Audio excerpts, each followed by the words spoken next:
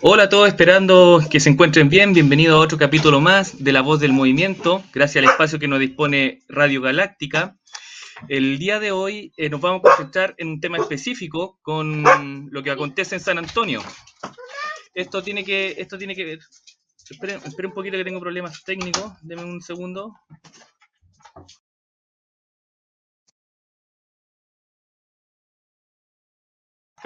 Ya, ahí vuelvo. Tengo problemas en el ambiente. Disculpen la bulla. Eh, Ya, ahora sí, vuelvo, perdón por el error técnico. Entonces, esta semana eh, tuvimos un impacto noticioso, producto que el matinal del Megavisión este día miércoles se acercó al megacampamento del Cerro Centinela. Esperen un poquito.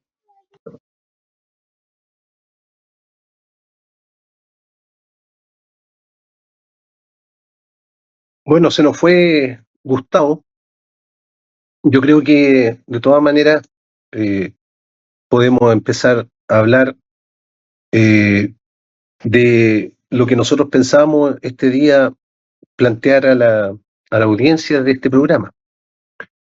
Y eso implica poder explicar los motivos por los cuales nosotros estamos acá, cómo fue que yo llegué a ser el abogado en San Antonio y en otras tomas. Y eso es lo que nosotros queríamos tratar de dejar claro, porque por supuesto que hay mucha desinformación sobre el tema. Nosotros llevamos varios programas ya hablando y todo esto partió cuando se me invitó por parte de una profesora de la Universidad de Chile, con la cual yo le debo mucho a los profesores de la Universidad de Chile cuando publicamos un libro en que trabajamos con varias personas y que se refiere al origen del derecho urbanístico y del tema de cómo el derecho urbanístico lo que precave es solucionar los problemas de las enfermedades que eran de cómo se llama, que eran las que generaban las pandemias, que algo de eso hablamos en algún momento. Por lo tanto, el derecho urbanístico tiene que ver con asegurar viviendas sanas en ciudades saludables, que ese es el objetivo que hay, que con el tiempo esto se fue perdiendo y solo se analiza desde la perspectiva de la vivienda como una especie de inversión, como una inversión transable en el mercado. Que eso también es un aspecto que a nosotros no nos incomoda y que no estamos en contra de eso. ¿Ya? Entonces, a raíz de eso, eh, en el contexto de algunas reuniones que se hicieron en el Colegio de Arquitectos de Santiago, a raíz de una invitación que hizo una profesora, Ana Sugranges, conocí a Gustavo en un ambiente más bien académico, porque Gustavo también ya venía trabajando en investigaciones de la Universidad de Playa Ancha, con quienes yo también conversé en algún momento, y con otros profesores en el marco de proyectos de Fondesit, de investigación. Es por eso que yo no tengo un vínculo de militante y entiendo que Gustavo tampoco, por lo menos no nos conocimos en ese contexto. Y fue así como en San Antonio conocimos la realidad. Yo primero me invitaron a conocer la realidad de una toma que había que se llamaba 17 de mayo, donde finalmente fue desalojada a pesar de que ellos se plantearon como una toma modelo, que incluso la dirigencia, cuando fueron desalojados, andaba en Colombia mostrando su trabajo, que es muy lamentable lo que les pasó. Pero ese ejemplo me hizo entender y se lo planteé a Gustavo y a los profesores que me invitaron a este trabajo, ¿cómo se llama?, clarificar la situación jurídica de este tema, eh, tanto en la 17 de mayo como en distintas otras situaciones, no hubo defensa jurídica, ¿ya? Verdaderamente nunca tuvieron acceso a abogados las personas, lo cual ya de por sí es un tema gravísimo. Lo otro que notamos con Gustavo y con algunos profesores que investigan estos temas y que se han mantenido al margen, digamos, públicamente digamos, de la primera línea, por decir así, que es lo que nos toca a nosotros los abogados, porque yo esencialmente soy abogado. Entonces, ¿qué es lo que también notamos? Es que existe verdaderamente una campaña de este gobierno de desalojos que no se habían visto nunca en la historia. Es decir, hay un trabajo de Manuel Castells, que es de 1973, de abril, que es la mejor investigación que se ha hecho de esa época, Y los únicos casos conocidos, como Gustavo también estudió historia, él estudió 5 años de historia, por lo tanto no es difícil con él, además es topógrafo, no es difícil con él compartir este trabajo que existe detrás de lo que nosotros hemos planteado en los tribunales, siempre con la firma de Gustavo, por motivos que vamos a explicar. Y lo que tienen en común es que en realidad solamente en el gobierno de Ibáñez hubo una situación parecida y, y que se echó pie atrás. Toda esta situación fue vastamente estudiada. La situación de los campamentos, toma o que son asentamientos precarios, existen casi con el origen de la República y cuando la gente empezó a irse a vivir del campo a la ciudad, de la migración campo-ciudad, y ahí ya empiezan los ranchos, empiezan los CITE, empiezan las poblaciones callampa, etcétera, etcétera.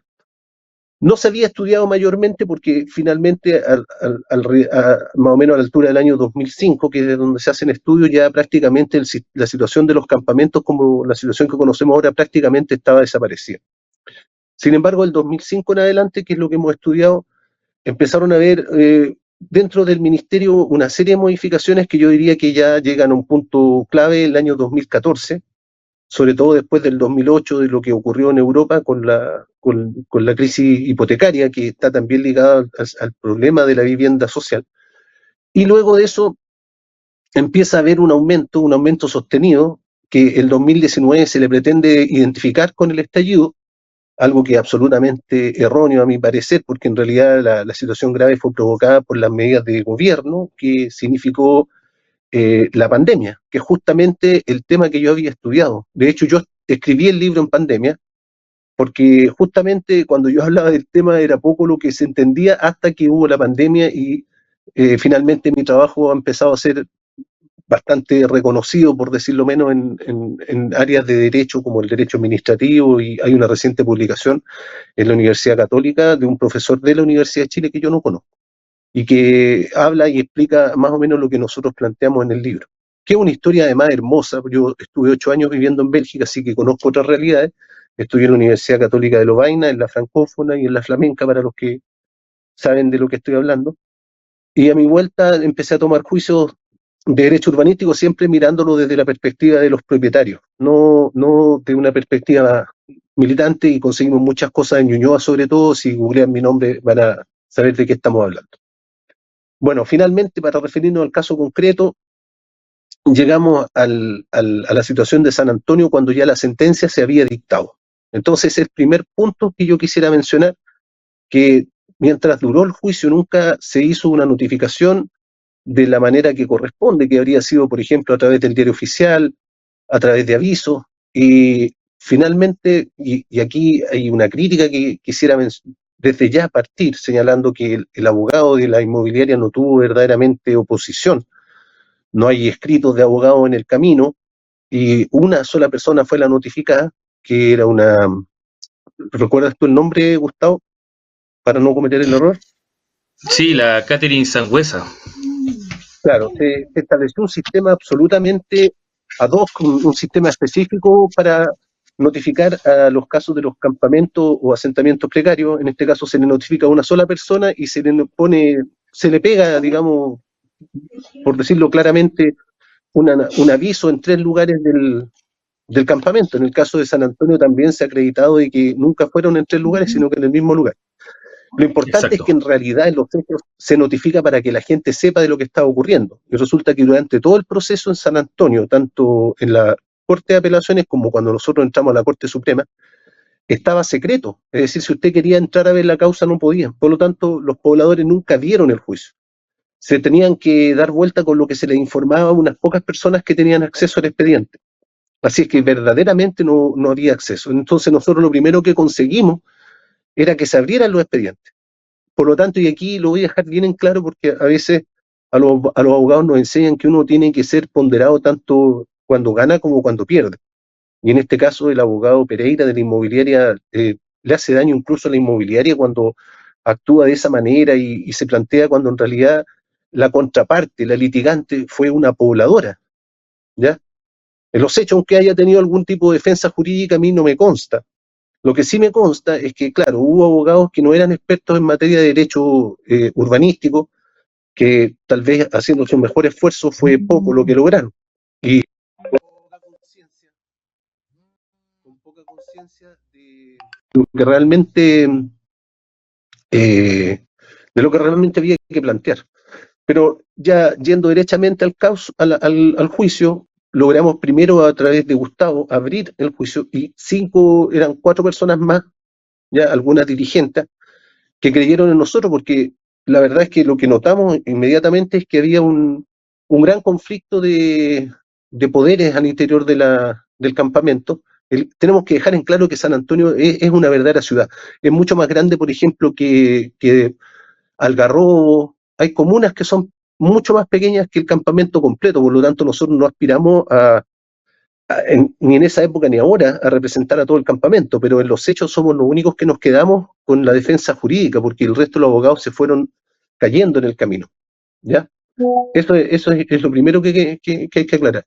Y llegando a la Corte Suprema, nosotros hicimos una presentación lo más detallada que pudimos dentro de la urgencia, que se convirtió en un informe de varias páginas donde nosotros explicamos qué es lo que los vecinos nos dijeron, y era que efectivamente lo que había, el origen del asentamiento era un llamado que hizo la inmobiliaria a que se ocupara el campamento. Entonces eso jurídicamente tiene una figura, ¿ya? Que vendría siendo un comodato, incluso un precario. Los abogados que puedan estar escuchando esto van a entender de qué estamos hablando, porque en realidad, bueno, lo voy a explicar más adelante, pero eso es fundamentalmente lo que hicimos. Luego pedimos alegato, nosotros, pidió alegato la abogada que tenían también otras personas que intervinieron, y también pidió alegato la inmobiliaria. Entonces aquí en la tercera sala todavía no estábamos con el fenómeno de Hermosilla, me parece que no había explotado, y finalmente, claro, no había explotado todavía porque justo en la sala yo fui a hablar con el relator en ese momento para decirle, oiga, sabe que yo quiero saber cuándo el alegato, cuándo se va a ver. No sé, lo encontré un poco raro, y la verdad es que habían otros antecedentes que había que presentar, como el hecho de que alguien en el 2019 había hecho había obtenido una explotación de una mina que ocupaba todo el cerro.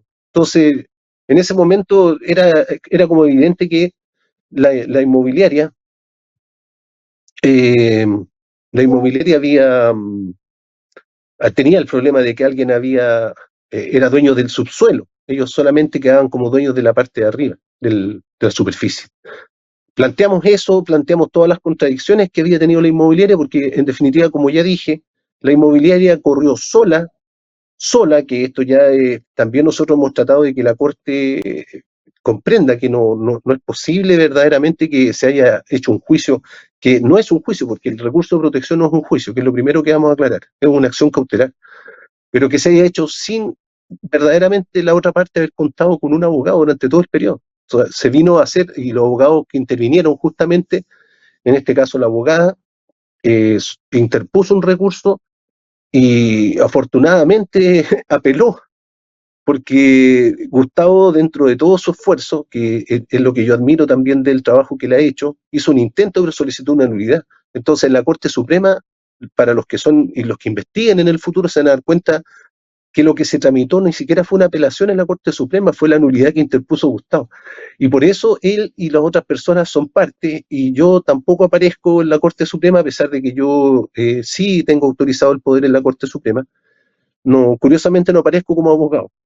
Ahora, por motivos logísticos y para no generar mayores conflictos, en realidad, porque nos dimos cuenta de que en realidad la gente no está verdaderamente notificada, mantuvimos la práctica de que sea Gustavo el que presentara los escritos.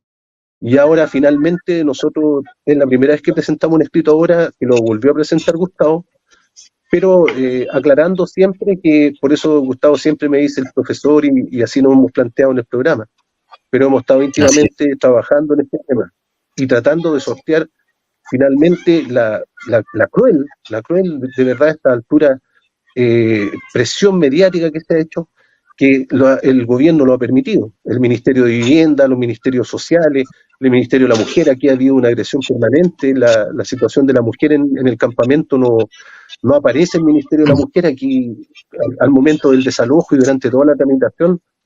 ¿Cuál es la perspectiva de género que se ha tomado? No se ha considerado verdaderamente nada. pero a nosotros no nos extraña porque ha sido la conducta del gobierno.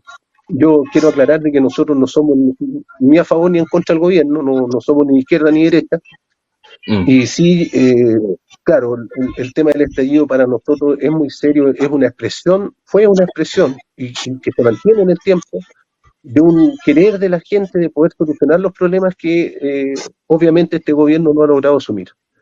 Entonces nosotros, bueno, para seguir en concreto, porque quiero que esto por favor sea entendido y sacar los mitos que la misma gente del campamento tiene, nosotros seguimos, a pesar de que todo el resto se bajó, seguimos presentando solicitudes y mostrándole a la Corte Suprema el error que se había cometido, y a la Corte de Apelaciones lo mismo. Y claro, una vez que el gobierno se dio cuenta, bueno, quiero decirte que la sentencia primera de la Corte de Apelaciones de Valparaíso, bueno, antes que eso, todo nunca se había aceptado a través de un recurso de protección hacer un desalojo, porque cuando se hace a través de un recurso de protección, como no es un juicio, es una medida cautelar de urgencia, normalmente se tienen 30 días para interponer, y la inmobiliaria lo viene a interponer como 2 años y medio, 3 años y medio después, ¿ya? Y, por supuesto, omitiendo de que en realidad ellos habían documentos que acreditaban de que la gente lo que estaba diciendo era verdad. Nosotros presentamos documentos en la Corte Suprema, y ahora, bueno, ya hasta la insistencia. Ahora existió un video, que es lo que ahora la gente tiene acceso a ese video. Ya no, Ahí si quería alguien yo lo quiere aportar un tener, poquito. Quería aportar un ¿ya? poquito justamente para, No, pero como no pude hacer la partida, déjame terminar la... Ah, bueno. sí, Déjame sí, terminar como la no relación pude, para decir en qué se modificó. exacto, ya. Se modificó la sentencia original, establecía de que las personas tenían 4 meses para desalojar, y no se decía nada respecto a lo que refería a la intervención de los ministerios y del municipio para cautela de los tratados internacionales que ha firmado Chile. Ahora, la primera sentencia que dio origen a un cambio jurisprudencial y que origina que esto esté ocurriendo, y por eso estamos nosotros, porque si no hubiera ocurrido esto, los abogados no seríamos necesarios. Pero lo que ocurrió fue que en una sentencia que es Mazú con Peñalosa, que es el caso de la Jarilla, que se conoce públicamente, ahí el dueño actuó dentro de los 30 días, y la Corte, sin embargo, en su sentencia, la primera sentencia fue, la Corte de Apelaciones de Valparaíso rechazó el recurso de protección. Pero luego la Corte Suprema, en un fallo inédito que es firmado y redactado por el ministro Jean-Pierre Matus, estaba Carroza, estaba dos abogados integrantes más, que justamente el problema que tenemos los abogados en este minuto de la incertidumbre que tiene el sistema de nombramiento de los jueces y todo lo que después caería como una consecuencia grave de lo que está ocurriendo con la destitución de 2 ministros de la Corte Suprema, nada menos, y que si no hubiera sido por los chats que se publicaron, tampoco tal vez eso se hubiera hecho conocido. Entonces, ahí se modificó, nosotros presentamos nuestro informe y la Corte modificó, la Corte Suprema, la sentencia en el caso de San Antonio, porque en el caso de San Antonio ni siquiera la Corte de Apelaciones de Valparaíso había puesto esta restricción del respeto de los derechos humanos y de la participación, de qué es lo que va a ocurrir con estas personas, antes, durante y después del desalojo, porque hay protocolos internacionales que Chile debe respetar. Bueno, fue así como la Corte Suprema modificó esto. La verdad es que el día que yo presenté el último escrito, el otro día se alegó, y la sentencia lamentablemente para nosotros fue emitida por la ministra Vivanco, presidiendo la sala. Lo que yo no puedo asegurar de que ahí haya habido un acto de corrupción o algo semejante, pero sí, lamentablemente las sentencias están en entredicho por los ministros que están cuestionados. Y ese es un problema gravísimo que la sociedad chilena todavía no asume, y que el gobierno tampoco asumió con claridad, y se destituyeron 2 ministros, tal vez debieran haber más destituidos, y nosotros estamos en consonancia absoluta con los ministros que nosotros sabemos o tenemos plena confianza, porque si no hubiera confianza en eso, entonces estamos totalmente perdidos. Además, también quisiera solidarizar con lo que han señalado los funcionarios del Poder Judicial, con lo que han señalado el Colegio Nacional de Magistrados, con lo que ha señalado el Colegio o la Asociación de Fiscales, que va más o menos en el mismo sentido. Entonces, para nosotros esto es una expresión más de los problemas graves que tenemos en Chile. Y finalmente, y con esto voy a terminar, Gustavo, para aclarar todas las dudas, espero, por lo menos las más básicas. Se llega a esta sentencia y ahí, bueno, claro, cuando ya la Corte de Valparaíso modifica su sentencia original, en este caso de San Antonio, se ven obligadas las autoridades a actuar, algo que no habían hecho en los últimos 5 años, que no le dieron solución a las personas, que se les acusó. Nosotros tuvimos una sola alternativa, una sola oportunidad con Gustavo cuando fue en el caso de Quilpué, que también es un caso absolutamente, extraordinariamente grave, porque se le acusó a la gente de la muerte de don Alejandro Correa, algo que nunca ocurrió, que no tenía ninguna relación, y se hizo todo un lobby a través del abogado Juan Pablo Hermosilla, y en este caso con Valentina Correa, y se modificó la ley de usurpaciones, ¿ya? Casi señalando de que las ocupaciones eran actos de mafias organizadas y todo eso, que es lo que ha estado diciendo últimamente el señor Poduje, ya por todos Produje. conocido en Chile, es como es verdaderamente polémico entre los urbanistas, pero sí podemos asegurar, porque nosotros lo hemos estudiado académicamente, que lleva, no sé, 30 años asesorando distintos gobiernos, desde Bachelet a Piñera. Y yo lo considero más que la solución, él es uno de los responsables de la situación que se está viviendo en este momento. Y que ha escrito hasta un libro que identificó el estallido como toma, que se llama El Chile tomado, que en realidad es una especie de foco académico absolutamente que plantea que, no sé, que las tomas son organizadas por grupos de narcotráfico, etcétera, etcétera. Yo lo que quiero decir es que cada toma es diferente y si el narcotráfico opera, es muy simple, opera cuando el Estado no llega, cuando el Estado decide abandonar a las personas y las personas tienen que buscar seguridad o bien simplemente las mafias se hacen cargo de esto. Ahora, las únicas mafias que nosotros hemos conocido en el curso de lo que llevamos, porque Gustavo ha sido objeto de amenazas concretas que han sido denunciadas, eh, no sé si nos habrán pinchado los teléfonos, pero ya tenemos en este momento algunas de las dirigentes que están con nosotros o que nos han pedido apoyo, perdón, han sido objeto de seguimiento. Y la gente, yo puedo dar fe de eso, y el último caso que, bueno, finalmente en el tema jurídico, porque es fácil en este momento para nosotros no tenemos pauteado lo que vamos a decir, pero es fácil imaginar la angustia y la tensión que están viviendo las personas, porque esto es un fallo absolutamente injusto, que no está pegado a derecho, que es inconstitucional, que vulnera normas internacionales, y recién el Ministerio de Vivienda se está dando cuenta, pero que se vincula con toda una política nacional de desalojo. El gobierno no ha tenido ningún miramiento en desalojar bienes fiscales sin haber hecho juicio. En el caso de Quilpué, que nosotros lo hemos alegado bastante, a las personas se les quiere demoler sin que siquiera se haya hecho una orden de desalojo, solo porque serían las viviendas, eh, las viviendas no tendrían permiso de edificación, que ya lo explicamos en alguna oportunidad cuando estuvo la dirigente de ese campamento. Entonces, en definitiva, ¿qué es lo que hay? Resulta que se va a desalojar un territorio que que jurídicamente es un comodato, para algunos otros es un precario, que las personas nunca han tenido acceso a un juicio, en el caso de Quilpué menos todavía, porque en el caso de Quilpué ni siquiera se ha aprobado por parte de la familia Correa que sean propietarios fehacientemente de los territorios que ellos están alegando. Y finalmente nosotros no estamos, yo en lo personal no soy alguien que esté de acuerdo con las tomas violentas ni con las usurpaciones, y vamos caso a caso, pero muy por lejos, lo más grave es cuando una sociedad resuelve los problemas sin derecho a justicia, sin derecho a un juicio justo. Y eso es lo que nosotros estamos alegando, eso es lo que nosotros hemos visto. Entonces, cada vez que nosotros vemos, por ejemplo, lo último que fue el escrito que presentamos ayer, no sé si ya estoy un poco perdido, pero ayer me parece que fue, Gustavo, que estuvimos en Valparaíso ingresando lo último, que es la negación que ha tenido la Municipalidad de Cartagena a intervenir, y ha dicho que ellos no tienen nada que ver, y nosotros con Gustavo fuimos al conservador, tuve que ir personalmente a ver este tema, y encontramos muchos documentos donde la Corte, donde Cartagena, la municipalidad, autoriza la fusión de los terrenos. En el camino se han hecho distintas, hay muchas cosas que ha hecho la inmobiliaria, que significa disposición de su, ¿cómo se llama? De su propiedad. Ahora, hay cosas que nosotros no podemos todavía comentarles, porque en realidad van a ser objeto de parte de la estrategia jurídica que nosotros hemos diseñado. Nosotros esperamos que el día lunes la autoridad, que en el Ministerio de Vivienda nos deja muchísimo que desear, logre una solución con la inmobiliaria.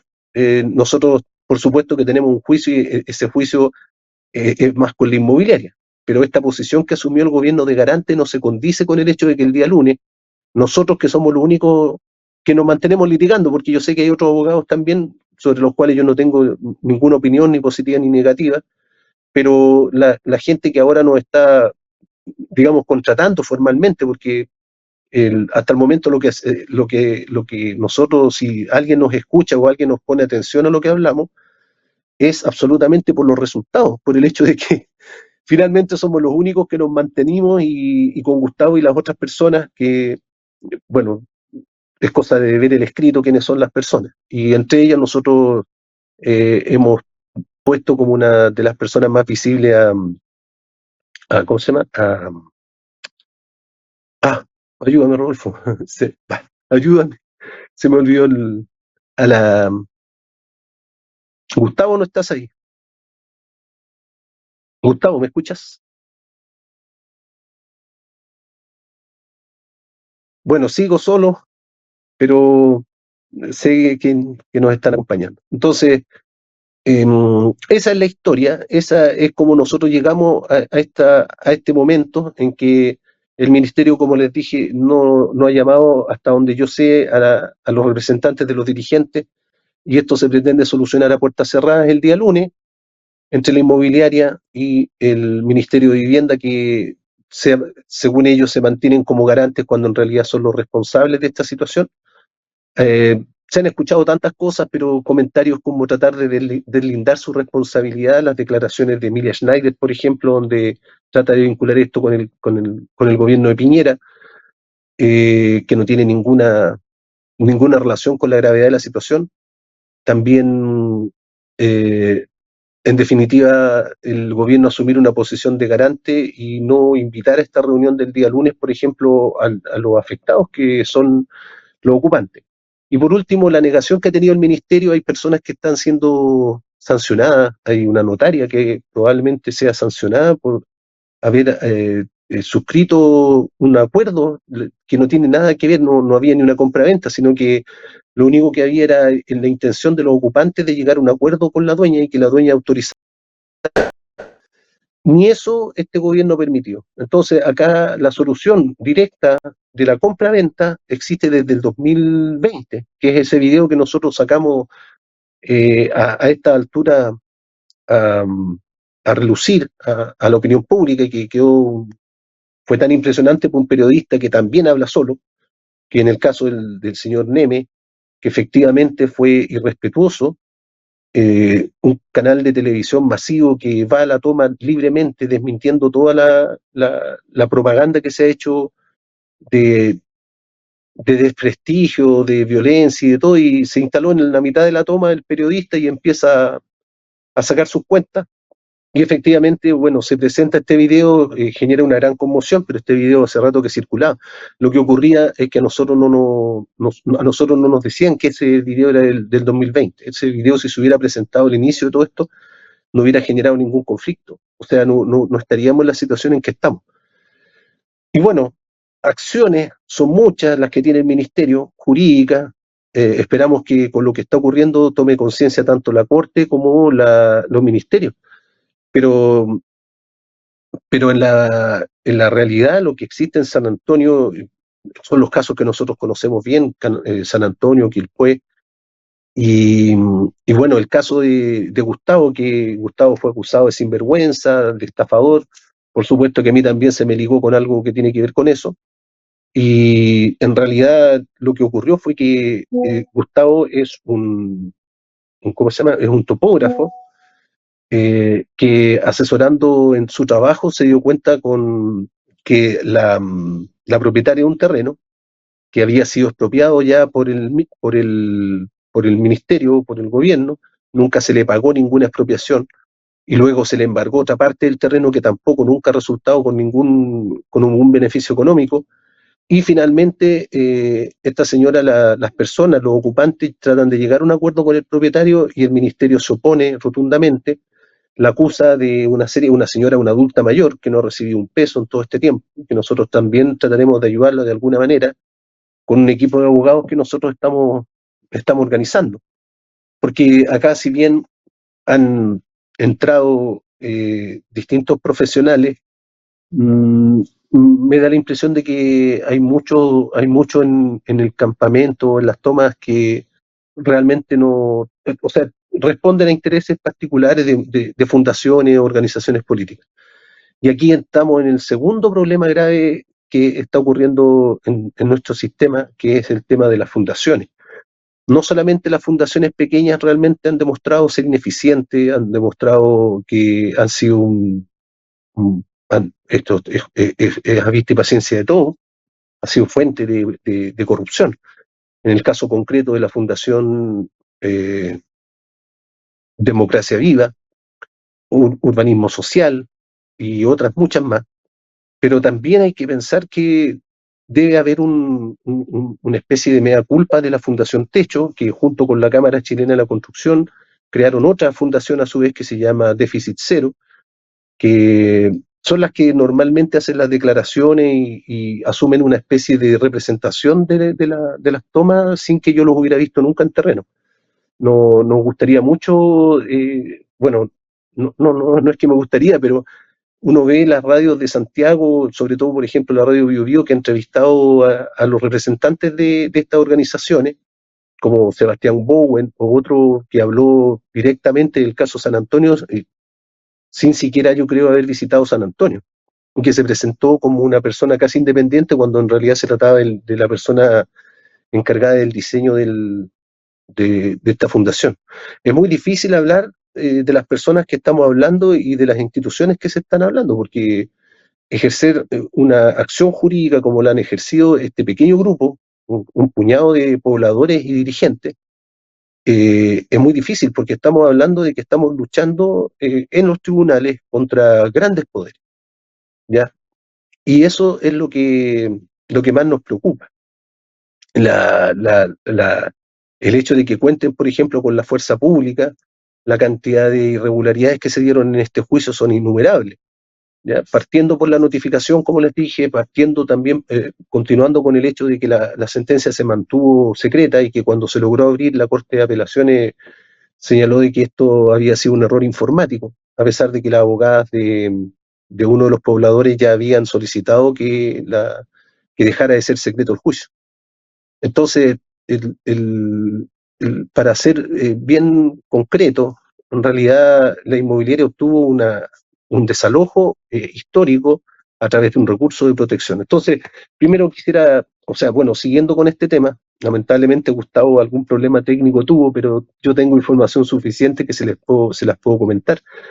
El recurso de protección en realidad es una acción cautelar de derechos constitucionales, no es un juicio.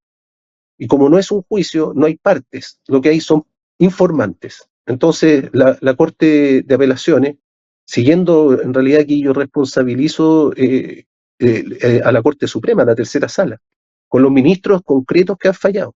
Yo estoy lejos de tener algún inconveniente o alguna crítica profunda con respecto a la Corte Suprema, porque existe toda una tendencia, una serie de teorías que hay sobre, por ejemplo, que es más profundo, que tiene que ver con la interpretación a través de la sana crítica y otras cosas parecidas que dan para muchos trabajos y se ha escrito ya mucho, hay muchos jueces que están eh, en camino a ver una fórmula de solución de que el sistema judicial chileno cumpla con sus objetivos sin incumplir los tratados internacionales y todo eso. Entonces, ahí se conectó Gustavo. Quisiera aclarar desde ya ahora que Gustavo es una persona que es una persona como cualquiera de nosotros. Aquí su militancia es humana, finalmente. Yo, si la tiene, no la conozco. No sé que se organizó un grupo de personas que están con él en un movimiento de pobladores que tampoco es un grupo bien ordenado, bien de buenas intenciones, por lo menos lo que yo he visto. Entonces, a mí también en algún momento se me planteó de que Gustavo era un estafador, que todavía se sigue haciendo una campaña de desprestigio a pesar de todo lo que se ha hecho hasta la hora. Y sin embargo yo no lo he visto en eso. No, incluso el caso por el cual se culpa y que injustamente probablemente sea sancionado un funcionario que a instancias del Ministerio de Vivienda, a instancias de hecho del director del Servio de la época, Rodrigo Uribe, que fue sacado del gobierno, por algo sería, y sin honores, por decirlo de alguna forma. Entonces, todo esto que nosotros hicimos, más, con el apoyo de la gente, sin negar la participación de nadie en esta misma, cada cual desde su perspectiva propia, por decirlo de alguna forma, se llegó a esta instancia en que fueron obligados. Aquí no hubo una intención del Ministerio de Vivienda. De hecho, el Ministerio de Vivienda hizo un saludo a la bandera cuando solicitó un año, porque no hizo la reposición, y la reposición la hizo Gustavo. Yo en ese momento estaba con un problema grave. La reposición es un recurso que se debe interponer dentro de los 5 días, y le alcancé a dar las instrucciones a Gustavo, y alcanzamos a ingresar ese recurso de reposición que debió haberlo hecho el Ministerio. Y gracias a eso se les dieron 2 meses más. Como les digo, a raíz de la gestión de Gustavo y de los pobladores, porque Gustavo es una representación de, todo esto ha sido una representación de las personas, de los que forman parte de un grupo que se autodenominó Mesa Investigativa, y que es conocido y respetado por todo el campamento a esta altura, y por los que se van integrando y van saliendo de todas las dudas con los hechos, no con los comentarios a través de los medios de comunicación o a través de los... Todos se han acercado, yo con todos he conversado, y en realidad todos saben que soy el abogado que está detrás del trabajo que se ha hecho. Con mucha dificultad, con mucha precariedad. Quiero decirles que las acciones que se han interpuesto son difíciles de hacer porque esto no existía. Entonces eso hay que aclarar, que desalojos de la manera en cómo se han hecho no existían. Y la Corte lo ha dicho, hay sentencias de tribunales de garantía, y lo que es grave, grave, grave, grave en este minuto es que por la vía de medidas cautelares, ¿cómo se llama? La innovación en el juicio de usurpación, son a sugerencia evidentemente de Juan Pablo Hermosilla, que actuó, como les dije ya, en esta campaña de anti-toma, de antipobres, diría yo, derechamente. Porque la situación de partida no existe, la definición de toma en la legislación chilena no existe una legislación que hable de las tomas. Lo que hay en Chile son asentamientos precarios, ¿ya? Y son precarios no solo por el hecho de la pobreza que tienen o que implican, falta de servicio, sino que por el título normalmente sobre el cual se constituyen, que como ya les dije, el precario, que en realidad es un préstamo, ¿ya? Eso se llama comodato. El comodato es un préstamo y está absolutamente ajustado a lo que hizo la inmobiliaria. Lamentablemente yo creo que, como dicen el dicho, los cuidados del sacristán mataron al cura, porque el abogado Pereira ingresó astutamente, no lo digo en malos términos, porque él es abogado, es su trabajo, pero astutamente utiliza el recurso de protección amparándose en lo que había ocurrido en el caso Mazú con Peñalosa, y curiosamente él señala en sus presentaciones de que aquí se trataba de una vulneración al derecho de propiedad que era permanente, por lo tanto el plazo de 30 días se extendió entre 1 año y medio, y desinformó directamente, como desinformó, entendemos nosotros, esta es nuestra posición, la Municipalidad de Cartagena. Hay errores graves en el juicio que nosotros informaremos a la Corte de Apelaciones. Tenemos confianza en que la Corte de Apelaciones va a tomar en cuenta lo que nosotros le estamos informando. Y como les dije a todos, que tengan claro que este video no era muy conocido, a pesar de que las pobladoras lo habían presentado por mucho tiempo, pero nosotros, como entramos después de que se dictara la sentencia, nosotros pensamos que ese video era posterior, hasta que finalmente recién ahora hace 3 días atrás, cuando ya estábamos investigando las falsedades que hay en el juicio, por supuesto nos enteramos de que este video era del 2019, y aprovechamos la oportunidad de que llegó el equipo de Megavisión al cerro y fueron corriendo, estamos hablando literalmente porque estábamos preparados para hacerlo, y Eli, que es Elizabeth, que ha estado con nosotros, en el fondo es la cara visible de la gente que está trabajando, del grupo este de 5 o 6 personas, fue con Gustavo, y la pobladora que estaba ahí, ya consciente de la gravedad del hecho del video, logró defenderse públicamente. Y aquí volvemos, o sea, así como una pobladora se le obligó a defenderse sola, ¿ya? Un periodista, un equipo periodístico de un canal gigantesco perteneciente a la familia Solari, no sé si tendrán algún vínculo con los dueños del terreno, y otro de los dueños del terreno es el director de la Cámara Chilena de la Construcción en materia de vivienda. Entonces, se enfrenta un periodista besado como el que fue, como el que es, y finalmente uno ve el video y primero, claro, quedan impresionados, no sabían, fueron sorprendidos, pero en una segunda parte del bloque bastó que una pobladora le dijera que era un irrespetuoso, palabras que yo suscribo, es una falta de respeto la forma en cómo se entrevista a las personas, eh, claramente personas que están en una situación absolutamente de vulneración en sus derechos, que están en una precariedad ya casi muy difícil de soportar, pero mucho mejor que las soluciones que ha estado dando los sucesivos gobiernos en los últimos 20 años. Entonces, las estadísticas están, Techo ha hecho sus estadísticas, Techo trabaja, aquí queremos decir que cada vez que habla Techo, pero Techo trabaja con el gobierno, trabaja en el ministerio, tienen ellos, a raíz de la ley de usurpaciones, se sacó una resolución, que es el ordinario 335, donde aparece, si no me equivoco, es ese, pero aparece, digamos, formalmente como autorizados para catastrar techo. Entonces, uno se pregunta si el Ministerio de Vivienda no es capaz ni siquiera de catastrar. En el caso San Antonio, contrató una empresa constructora para hacer un catastro. Ese es el nivel. O sea, aquí no sabemos qué ríos de dinero corren, pero estamos hablando no de unos cientos de millones, sino que entiendo que los últimos 3 años Techo ha recibido más de 1.000 millones de pesos. Entonces, claro, si nosotros los chilenos estamos pagando 1.000 millones de pesos, uno espera que las acciones sean correspondientes, porque algo tan básico como explicar que una ocupación de un terreno es una ocupación y que tiene distintas formas jurídicas, porque, y con esto más o menos les voy a decir cuál es el problema que tenemos para todos los ciudadanos. Usted puede tener una vivienda en su casa y, por ejemplo, un terrenito de unos 300 metros cuadrados, y resulta que usted le hace la ampliación a un hijo. ¿Ya? El hijo paga todo, ordena y qué sé yo, y esto ocurre, ¿no?, regularmente. Y los papás se mueren y llegan los hermanos y lo quieren echar. Entonces la ley por eso establece, esto está en la ley, no es, el NEME se equivoca rotundamente cuando dice que esto es ilegal.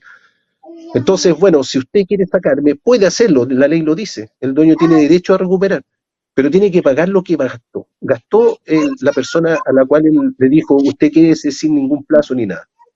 En el caso este concreto del juicio, en el expediente se acredita de que la inmobiliaria, están los correos que la misma inmobiliaria presentó, iban a ser expropiados para pasar un camino.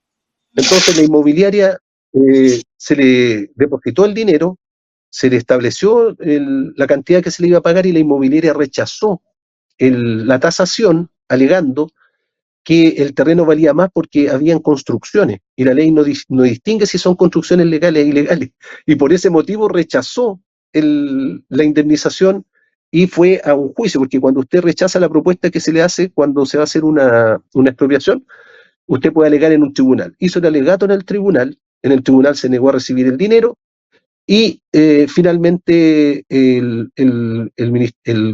¿cómo se llama? Vialidad, se negó simplemente ya buscó otra alternativa, alegando, claro, que estaba ocupado, pero en realidad el problema fue que, la inmobiliaria quería más dinero porque está ocupada, y es lo que está ocurriendo ahora, ¿ya?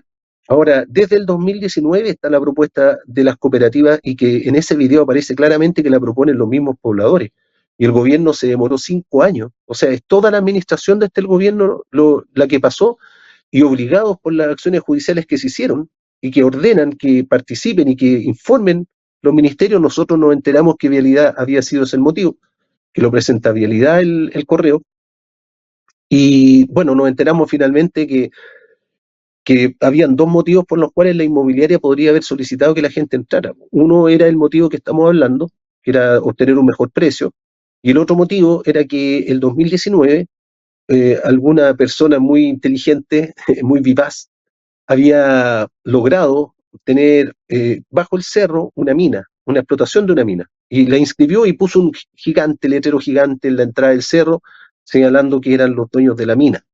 Entonces, claro, el subsuelo pertenecía a una persona y la superficie pertenecía a los dueños del cerro, que en realidad también aquí hay muchas cosas, muchos detalles, en realidad ellos no son los únicos dueños.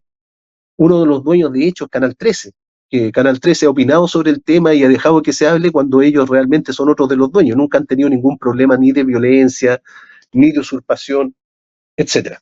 Entonces, finalmente, eh, nosotros logramos, ya hay pruebas que son muy, muy contundentes con respecto a que esto sería un comodato, y que el dueño que aparece en el video, no, me parece que es Solari el que aparece en el dueño, incluso me parece que aparece un funcionario público en el video, se está acreditando de que en realidad antes de que ingresara la demanda ellos ya no estaban con la urgencia y que habían permitido que esta situación se consolidara en el tiempo. Lamentablemente este fallo, como les digo, no es un juicio civil, no es un juicio penal y de hecho la única persona que fue notificada se fue del terreno. Obviamente, imagínense usted la tremenda responsabilidad, el temor, la angustia que tuvo esa persona, una simple persona que con una enorme vulnerabilidad toma la decisión de irse al campamento y recibir toda esta campaña. Una campaña que, si uno lo revisa, fue encabezada por Javiera Toro, que es la encargada de la reconstrucción en la región, y que ha sido un rotundo fracaso. Es decir, este gobierno va a dejar una estela de problemas para el gobierno que siga, sea que sea del mismo signo, de la misma coalición, o sea otro que sea de derecha. Y quien ha actuado últimamente en consonancia con los vecinos, hay que decirlo, por lo menos nosotros no somos ni a favor ni en contra de su coalición, porque nos respetamos a todos como autoridades, pero hay que señalar que el alcalde de San Antonio ha tenido un gesto de humanidad gigantesco, mediático al menos, que es lo que nos consta a nosotros. Yo de hecho no vivo en San Antonio, los ciudadanos de San Antonio han tenido que recurrir a abogados de fuera de Valparaíso. Yo estoy lejos, en otra región, eh, para obtener una defensa mínima. Y como les digo, él ha señalado que efectivamente las personas no son muebles. La indolencia que se ha visto en las autoridades del ministerio yo la he vivido con representantes, por ejemplo, de distintas agrupaciones de Quilpué, que en la última reunión que tuvimos salieron llorando. Es decir, la indolencia, la falta de respeto que ha habido con respecto a todas estas personas que son ciudadanos chilenos, incluye los extranjeros, porque la Chile no hace diferencia. Entonces, los medios y el gobierno han hecho distinciones entre chilenos buenos, chilenos malos. Entonces, eso es lo que le queríamos comentar hoy día, que quede un registro. La verdad es que no es fácil para mí aparecer públicamente porque mis participaciones en tribunales, yo no tengo ningún problema con las empresas, todo lo contrario, esperamos que las empresas constructoras que están quebrando se puedan parar. Es un llamado a la Cámara Chilena de la Construcción. Nosotros no estamos de acuerdo con la inmensa cantidad de permisos que tiene que tener cualquier ciudadano, una empresa. Se tiene que reactivar la economía. Los obreros chilenos no pueden llegar a ser albañiles construyendo en base a paneles. Este es un tema discutido desde 1935, cuando se hace la primera ley de urbanizaciones. Eso es por ahora. Les quiero agradecer que nos hayan puesto atención. La situación de dificultades que tenemos es tan alta que Gustavo en este día no pudo participar y solamente ha sido el destino que me haya puesto en esta situación de explicar lo mejor posible la situación. Esperamos que el día lunes salga humo blanco en cuanto a las movilizaciones, en cuanto a la reacción al plan B que tienen las distintas personas que están en la situación en este territorio. No las conocemos. Nosotros, mi labor es estrictamente jurídica, no soy abogado militante de ningún tipo de cosa que no sea defender a mis clientes y con la dignidad que se lo merecen y que es la dignidad que debió haberle dado el Ministerio de Vivienda.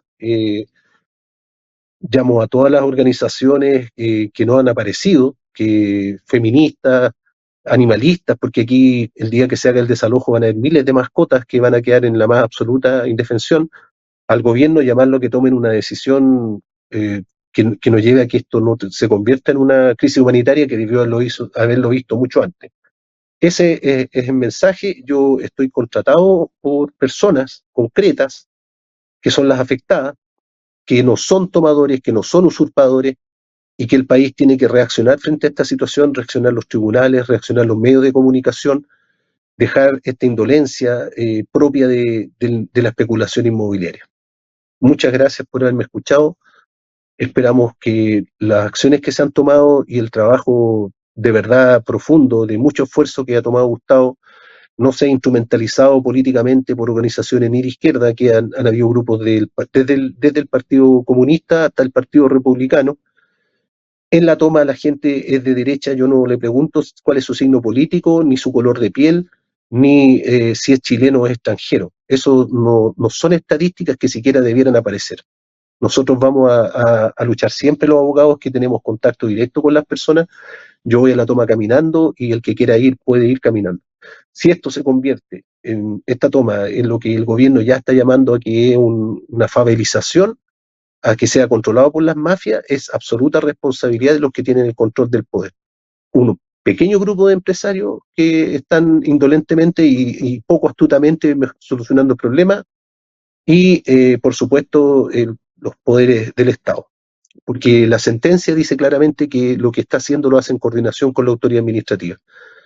Eso es lo que podemos hacer. Gustavo es un padre que cuida a sus hijos. Por este motivo, cada vez que nosotros hablamos, se escucha en el audio. Yo feliz de escucharlo. Los niños son el futuro de Chile. Así lo viví yo en otros tiempos, cuando los niños andábamos siendo cuidados por todos, en otra época, con la esperanza de que Chile sea esto que se está haciendo un regalo para ellos.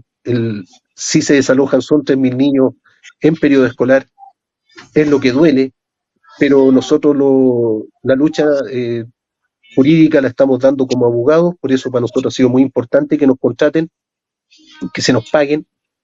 Hay abogados que van a entrar que esperamos que no se desanimen, penalistas. Vamos a buscar todas las fórmulas de estar dentro del esquema de derecho. La gente que está acá cree en el derecho hasta la fecha. No decepcionemos a estos niños, no decepcionemos tampoco a los chilenos en general. La gente de San Antonio sabe que son gente de San Antonio y saben que durante la pandemia el dinero se lo gastaron en San Antonio. También llamamos a la autoridad a no focalizar la ayuda al grado que no exista, a impedir. Nosotros llamamos también a las ferreterías que ahora solamente pueden, creo que a través de una gift card, cobrarse o ser financiados los paneles y todo eso a través de un pequeño grupo de empresas. Esto tiene que en Chile cambiar, que tengamos, si somos una sociedad capitalista o neoliberal, que se cumpla con eso al menos. A quienes nos escuchan les agradezco, les pido disculpas porque Gustavo no pudo hablar hoy día, pero es lo que nosotros esperábamos decir, es lo que esto se hace absolutamente a pulso. Así que yo me despido. Gustavo, perdona que me haya tomado el micrófono, pero me di cuenta que estaba un poco complicada la conexión. Gustavo, tu micrófono está desactivado al parecer. No se te escucha. Bueno, el destino tiene tiene sus sorpresas. Es un día difícil para mí. Espero que la Corte, nosotros ya solicitamos de que se suspenda. Digamos, con gran sorpresa y gratitud decimos que la Municipalidad de San Antonio ha insistido también en la suspensión.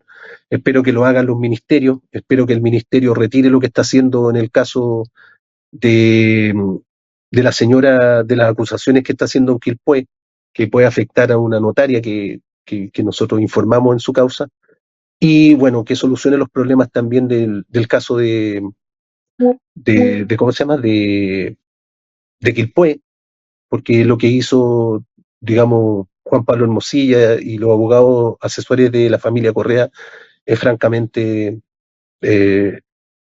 ¿cómo puedo decirlo?, insostenible en el tiempo. Y todo esto está en manos del ministerio. Si el ministerio nos pide una reunión, nosotros felices de ir, en vía de solucionar el problema. Las personas que están en San Antonio quieren radicarse, quieren pagar por su terreno, y el gobierno no puede asumir la posición que está de una especie de garante y que busca la solución sin poder, sin tener a la vista una mesa tripartita. Nunca lo organizó. Lamentamos que ha puesto personas que no tienen mayor conocimiento, al parecer, jurídico, y que no han logrado llegar a ninguna solución, a pesar de que nosotros somos los que logramos que se ampliaran los plazos. Gustavo, te dejo. No sé si puedes hablar.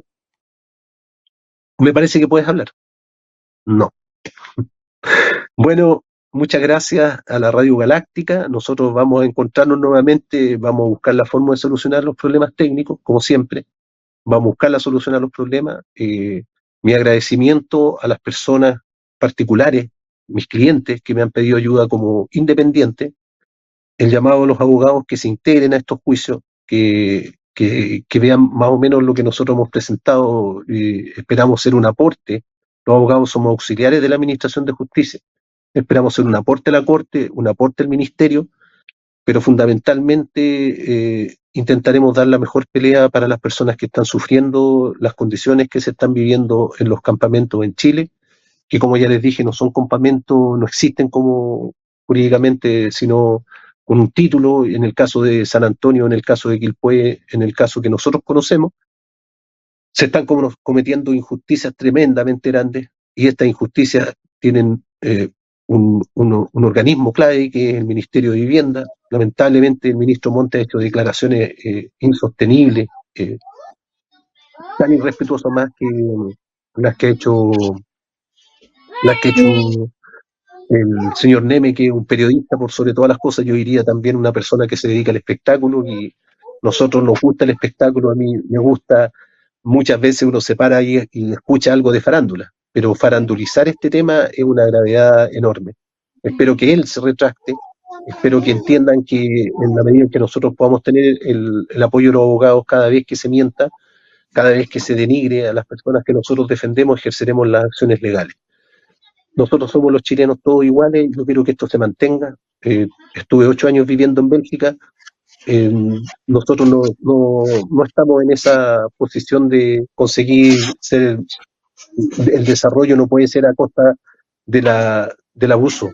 Entonces, como conversábamos con Gustavo hace un rato, el tema de nosotros, la pelea es por estar en contra del abuso. O sea, en definitiva, y para cerrar esto, espero que se termine el abuso con las empresas inmobiliarias, con las empresas constructoras que no pueden obtener permisos por la permisología, por el abuso que se está cometiendo en estos casos con ciudadanos como San Antonio, que fueron engañados. Muchas gracias, gracias Radio Galáctica, y con esto me despido. ¿Dónde dejaste el labor? Yo ya no sé si no puedo.